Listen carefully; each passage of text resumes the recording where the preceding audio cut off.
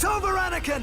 I have the high ground! You underestimate the power of the dark side. Don't try it!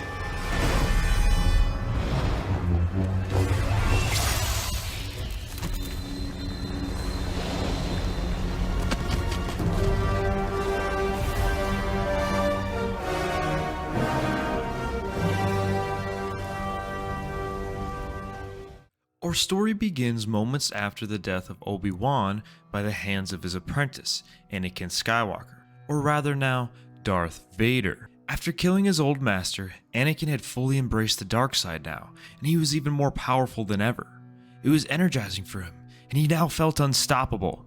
However, a moment of clarity hit him a bit after, realizing that his pregnant wife was in danger. Anakin retreated back to the outpost where Padme lay unconscious. Anakin took her aboard his Jedi Starfighter so that he could get her to medical attention immediately. Anakin arrives on Coruscant and gets Padme the medical attention she needs. In reality, she doesn't really need any specific attention, but what saves her life is the presence of her husband. Compared to the movie, when Padme awakes from being unconscious, she's given a rush of energy by seeing her husband alive and well. "Anakin, you're alright," Padme said. "What happened to Obi-Wan?" Anakin's smile faded with the mention of his old master. "Obi-Wan is dead. He tried to kill me, and said that after he was done with me, he would have finished you off.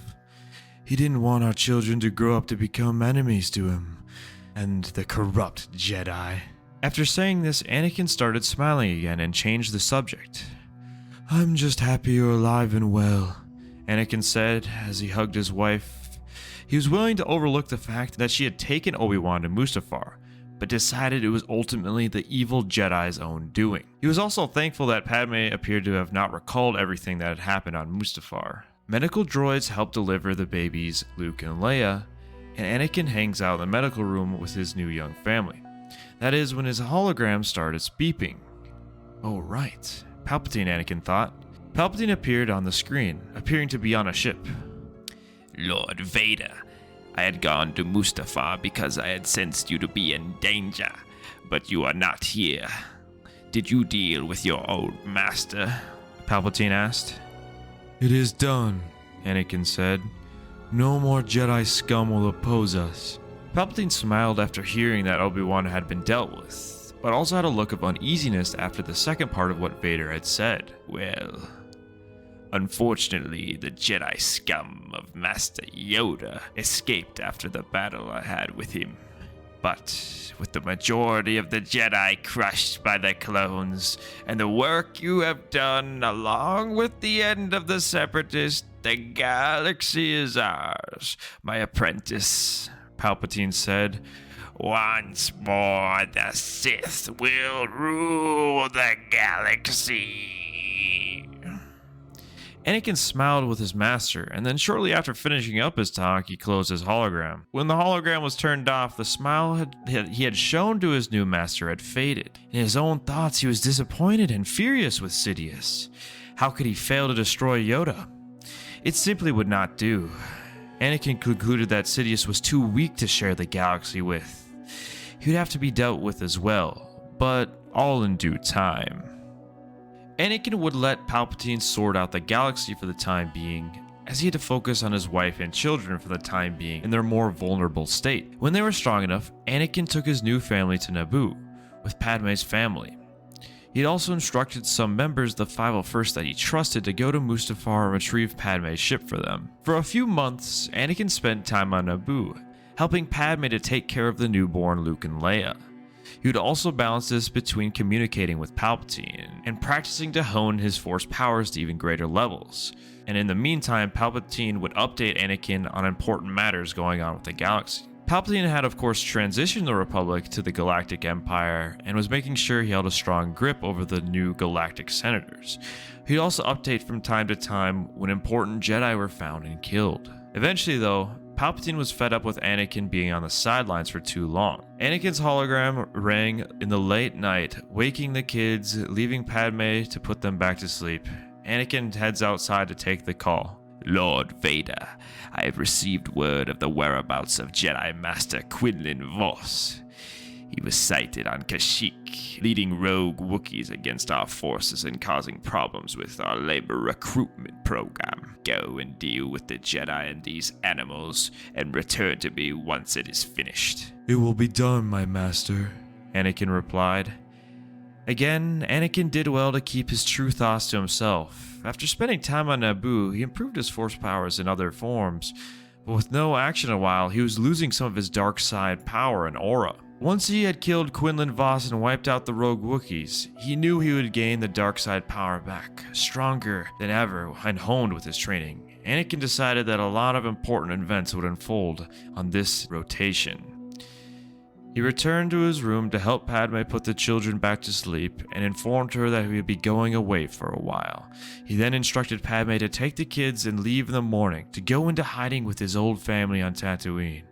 He knew they would be safe and hidden there, away from any potential conflicts to come. He explained to her that more changes would be happening soon in the galaxy, and vowed to end Palpatine's tyranny. He then embraced Padme deeply, giving her a meaningful kiss.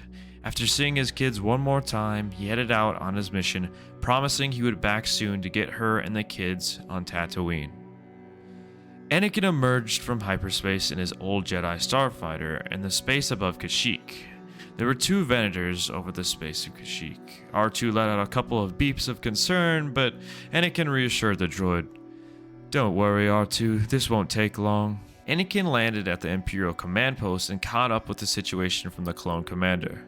"Lord Vader, my men and I are getting wiped out by this group of rogue Wookiees. If it weren't for the tyrannous Jedi helping them, we would have dealt with them by now. Glad you are here, sir, to help us out. Our scouts last report sighting the rogues a couple miles deeper in the woods. I have a squad waiting and ready at your command." Anakin put a hand on the clone's shoulder. "That won't be necessary. Commander, your clones will just get in the way. I will deal with this trash myself." As you wish." Anakin didn't have respect for the overly obedient clones and only trusted his own unit of the 501st, which were preoccupied at the time. Besides, he was in the mood to test out his new powers. Jedi Master Quinlan Vos would make for a good warm-up for the true fight to come later that day. Anakin tracked down the rogue band of Wookiees, who had made a camp not far from where the scouts had reported. He wasted no time going to the first Wookiee hut, igniting his lightsaber and mowing down 3 sleeping Wookiee warriors. By then, the rest of the camp was waking up from the sound of a humming lightsaber and the smell of roasted corpses. Anakin used his lightsaber at first, easily deflecting any bowcaster shot his way and dismembering countless Wookiees. After slaying nearly 24 Wookiees, his eyes were fully back to the true Sith yellow, and he started using now the dark side of the Force to its full potential, lifting up Wookiees and crushing their throats with the Force. It was gruesome. He had to have laid waste to nearly half the camp when finally he heard the ever-so-expected ignition of another lightsaber from behind him. "Ah, Quinlan Vos. You might make for a worthy opponent," Anakin said. "Look what you've become. Your spree of darkness ends here," Quinlan said. Anakin only laughed and then reignited his own now red saber to match Quinlan's green. Quinlan was able to block the first handful of blows, but it didn't take long for Vader to disarm him. Anakin was disappointed the duel was so boring for him, so he tortured Quinlan for his failure to please him with a more proper fight. Anakin first cut off both arms of Quinlan, taking care to do them one at a time. With each scream, Vader became more powerful in the dark side, honing its potential. Eventually, he was bored of that too, and put an end to Quinlan, crushing his spine with the Force. He went on to kill off the rest of the rogue Wookiees, sparing none. He could feel the dark side flowing through him, greater than even at his time at the Operation Nightfall in the Jedi Temple. When it was all said and done, he returned back to the Imperial command post, with barely an hour even passing by. The commander was shocked to learn that Vader had dealt with the insurgents so swiftly, and learning of this display of power prompted him to respect him more greatly. Anakin shrugged it off and headed to his starfighter, and started preparing himself mentally for his final meeting with his master. Anakin arrived at Palpatine's office on Coruscant and entered. Palpatine informed his guards to leave them. "Ah, Lord Vader, were you able to complete your assignment?" Sidious asked. Yes, Anakin replied as he got closer to Palpatine. Good. You have done well, my young apprentice. With your power, we will crush all that oppose the security of our new empire. Sidious replied, sporting a sick smile. About that, Anakin said, and ignited his crimson saber. I have no use for you anymore, Anakin said. This is my empire, and I don't intend to share it with you. Darth Sidious rose from his chair, the smile now being replaced with a look of pure hatred. It was truly a sight of terror. A saber of his own emerged from his robe, and he ignited the crimson blade. A pity. You could have been so much more useful to me. But alas, you have done most of my dirty work for me already, Sidious said. He then sent a force scream and lunged at Anakin at an incredible pace, but Anakin was expecting this and set his attack aside. The two Sith Lords, Master and Apprentice, went at it with lightsabers moving faster than any Jedi could dream of. The movements of their strikes were so fast you would have to slow it down for the human eye to see. Sidious utilized a mix of all forms of lightsaber fighting styles, while Anakin focused more on his Form 5 Gem So, using the aggressive form to press on and attack versus Sidious. They were roughly evenly matched, with blows being shared between them. Sidious was surprised with his apprentice's progress, and even through his anger took pride in knowing he created this monster. However, he hadn't taught Anakin everything about the dark side just yet. When their sabers locked together after trading blows, Sidious let out a wave of Sith lightning with his free hand, powerful enough to break Vader's defenses and send him flying across the room. Darth Sidious laughed and started walking toward his apprentice to finish him off. Now, you will die, Sidious said as he got closer to his apprentice. Vader sprung up after being briefly dazed and reignited his crimson blade and returned to the fight. He was angry now, and he used that anger to fuel his strength. He was so focused on the fight and killing Palpatine that he had forgotten what he was truly fighting for. He had a wife and kids now, and he would defeat Palpatine no matter what to ensure their safety. Sidious and Vader exchanged more lightsaber blows for a time, and they both seemingly got more ambitious, looking to end the fight. In a simultaneous blow, the Sith duo severed each other's lightsaber holding hands, with Sidious losing his right hand and saber being destroyed, while Anakin's metallic arm was destroyed and his lightsaber was knocked back. Sidious was annoyed at the loss of his hand and used this anger to fuel a powerful wave of Sith Force lightning at Vader with his one good hand. But in the moments following, Vader lifted his good hand, his actual flesh and blood hand, and sent a wave of his own Force lightning to meet Palpatine's. Now, to use Force lightning, you have to experience it firsthand. In the months after Obi-Wan's death, Anakin had meditated deeply and harnessed his Force powers. He looked back on when Dooku had used Force lightning on him all that time ago on Geonosis, and began experimenting with Force lightning of his own. However, there was a difference between Anakin and Palpatine's Force lightning, and that was the fact that Anakin's was pure red lightning, a manifestation of the Chosen One using the dark side to its full potential. He had witnessed the Son use this lightning years ago on Mortis, and knew he would need his Force lightning to be like that if he were to take out Sidious. Palpatine's Sith lightning met Anakin's crimson lightning of his own, and a contest of Force power ensued. The intensity of the light was so great, Anakin had to squint to be able to see. For a time, Palpatine's lightning matched Anakin's, and there was a stalemate of such. But when Anakin dug deep, thinking about the need to win this fight for Padme and his kids, he stepped up his lightning to another level, pushing Palpatine's back till eventually he was pushed back against the wall of his office and the crimson lightning absorbed into him, eventually disintegrating. Darth Sidious, the Dark Lord of the Sith, was no more. Anakin let out a large sigh of relief and then gathered to his feet, collecting his saber. Now I am the Dark Lord of the Sith and the Emperor of the Galaxy, Anakin thought to himself.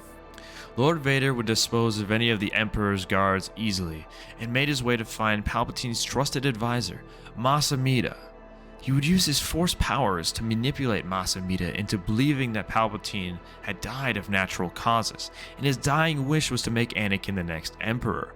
Anakin would then instruct Amida to hold a special session with the Senate where Anakin Skywalker would be proclaimed the new Emperor in light of Palpatine's accident. Anakin would go on to retrieve his wife and kids from Tatooine and return to Coruscant to begin his rule. He would have new prosthetic arms swiftly made for himself as well. Anakin would go on to rule as Emperor of the Galaxy, bringing peace, freedom, justice, and security to his new empire, and ruled alongside his wife Padme. At first she was not so inclined to say goodbye to democracy, but then she realized how much she could get done in the galaxy with the power of being Empress. The people of this empire were treated much more fairly than that of the empire from the movies, and for the most part people were content. Most of the small folk didn't care about what happened with the subtleties of politics.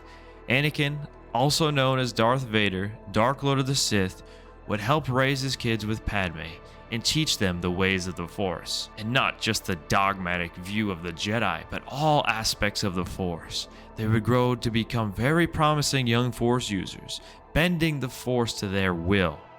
Anakin would even assign them at a young age to help deal with any insurgents or security threats to his empire. For the most part, the galaxy was largely at peace for decades, at least for a time. That is, until one day, a threat to Anakin's empire would emerge. Bail Organa had enough of this empire and had rallied a sort of rebellion to oppose the empire. And with the military leader of this insurgency being someone of particular interest to Anakin, this new civil war was sure to become interesting. Though, with Anakin Skywalker reaching his full potential, it was unlikely this rebellion would end up being much of a threat. Or so he thought.